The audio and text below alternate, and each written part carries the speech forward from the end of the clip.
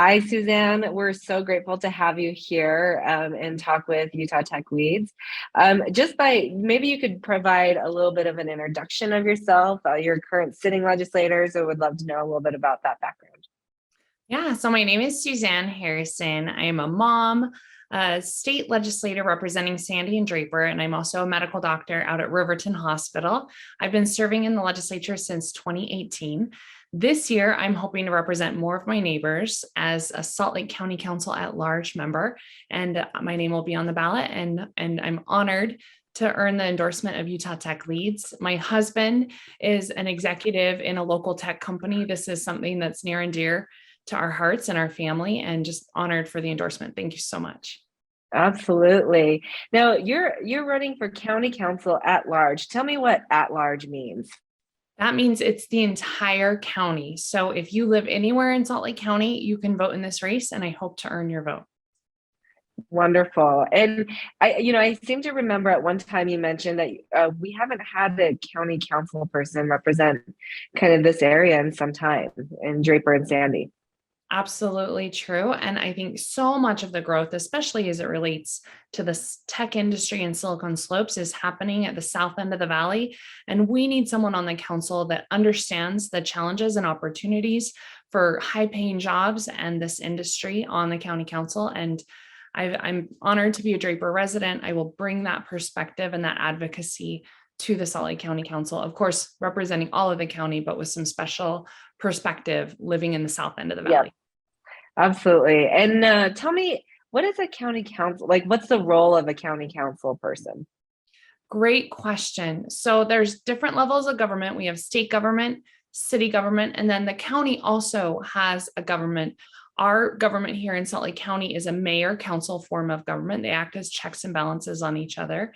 And they do things like social services, the sheriff's department, parks and recreation is a big thing, libraries, senior centers, and services associated with all of those things. Wonderful. And you guys, how many people are on the Salt Lake County Council today?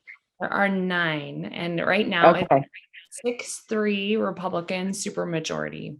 That's Okay. increasingly getting a little bit more extreme every year. Yeah, yeah. And I think that's what we're seeing today is it's extremes. And I think one thing that has been interesting is watching you with your legislative career is working with both sides. So tell me a little bit about why you do that. So I'm a moderate politically. I don't fit in any box nice and neatly, but in this state, a moderate really belongs on the Democratic ticket because increasingly we're seeing so much extremism on the right side, and it's filtering in at the state level, at the county level, and it needs to be stopped. We need people in office that will help. My whole goal is to help our community. I became a doctor because I care about helping people. It's the same motivation that made me run for office for the legislature. And it's the same motivation why I'm running for the Salt Lake County Council.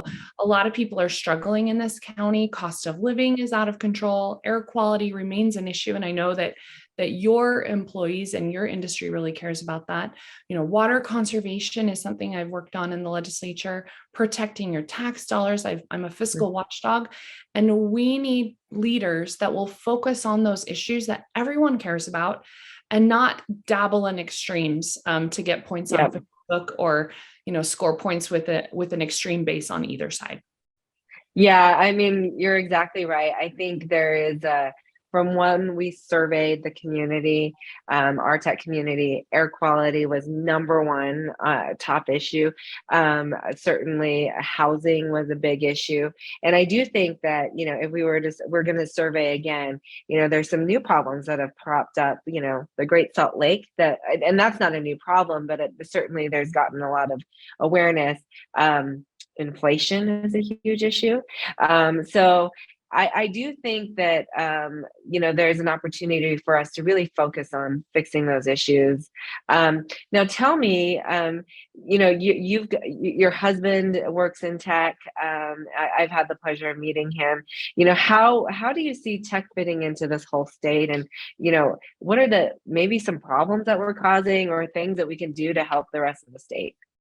Well, I think you're bringing a lot of high paying jobs, which is great. And in a state that we need that economic diversity, especially in parts of our rural state.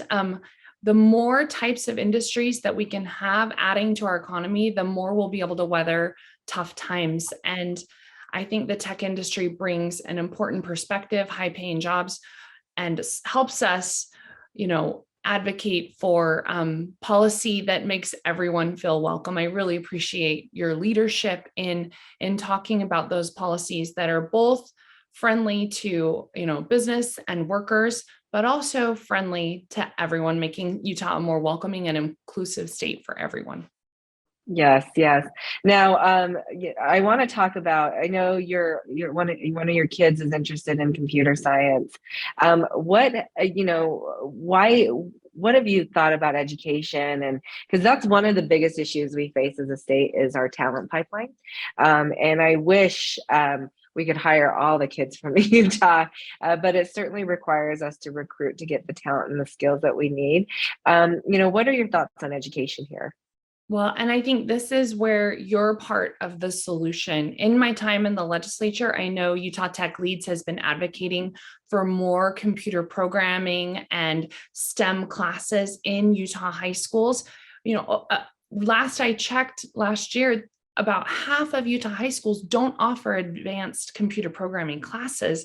And especially if we want more women to go into these STEM fields and more diverse students, we need to continue to work to move upstream and get kids excited about these things in K through 12. It's too late if we wait till college. We have incredible programs at our universities here, and we train an abundance of great talent. And this is where you also come in. We want those kids to stay here. We want those kids to have high paying jobs here.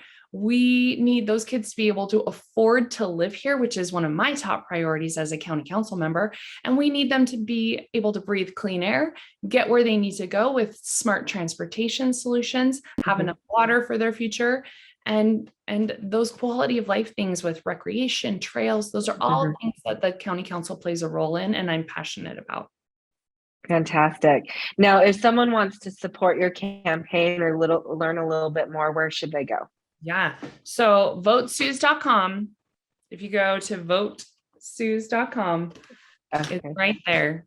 And votesuz.com. My cell phone number is on there. You can text or call me. We are very much a grassroots campaign of people here in the community that just want some common sense, some leaders that will work to help in the community. And I think your employers, your industry is part of the solution. I look forward to working right beside you. Thank you so much, Suzanne. We're so proud to endorse you. With all the interactions we've had with you, we've been so impressed about your, increasing commitment to the community and also the empathetic approach you take to solving problems. And we're rooting for you. So, definitely let us know how we can continue to help. Thank you so much, Sunny. I look forward to serving right beside you. Thanks so much.